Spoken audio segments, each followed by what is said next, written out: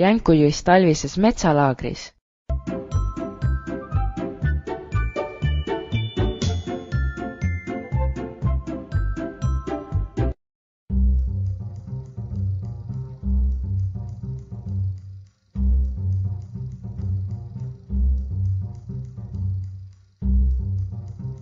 Suusatamine on maailma kõige parem asi.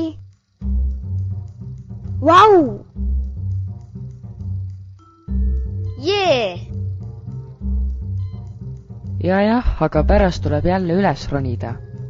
Miks ei ole sellist rada välja mõeldud, mis ainult allamäge läheks?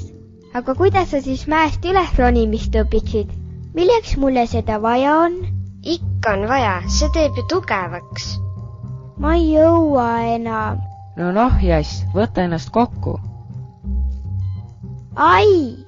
Näe, side tuli küljest ära. Mis me nüüd teeme? Lapsed, mis lahti on? Jass on väsinud ja tal tuli suusaside ka lahti. Me ei tea nüüd, kuidas koju tagasi saada. Oleme kodust liiga kaugele tulnud. Pole viga, küllap saame abi. Meie laager on siin samas. Poisid, tehke Jassile kelk.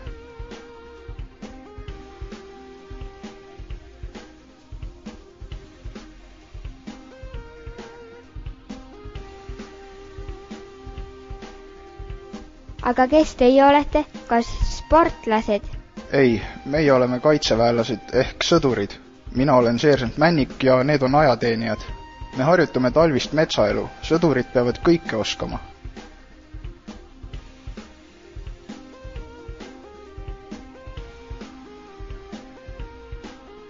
Las Jass puhkab natuke, teeme seni ta suusa korda.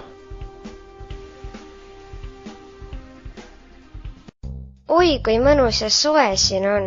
Esimest korda näen, et telgis on ahi. Jah, kõva pakasega teisiti ei saa. See telk on päris väike. Palju siia sõdureid korraga sisse mahub? Telk on just täpselt paras ühe jaosuuruse allüksuse mahutamiseks. See telk on kuni 10 sõdurile, aga enamuse ajast on sõdurid metsas erinevaid ülesandeid täitmas. Telgis käiaks ainult puhkamas, söömas ja magamas. Mida sõdurid siin veel teevad? Oi, palju asju. Me õpime talvises metsas orienteerumist, laagri püstipanekut, esmaabi andmist, sidepidamist, liikumisviise, käemärke, maskeerumist. Mis see tähendab, maskeerumist? See tähendab, kuidas olla ja liikuda maastikul nii, et vaenlane sind ei näeks. Just sellepärast on meil ka need valged talvised maskeerumisülikonnad seljas.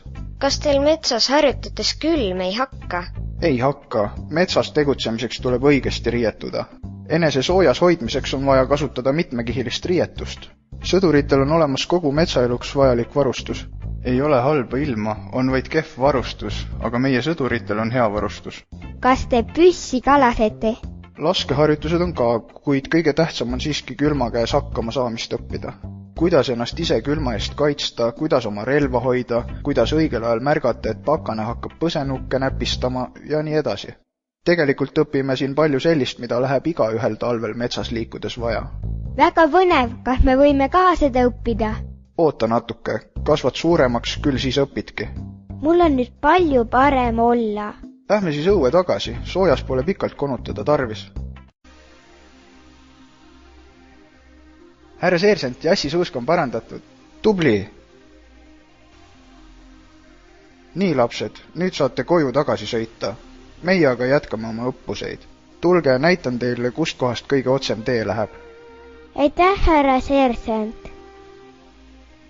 Need sõdurid on ikka päris vahvad mehed.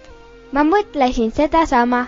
Poisid, hoogu juurde nüüd, kodu on juba lähedal. Üles korduks muinasjutt sai läbi.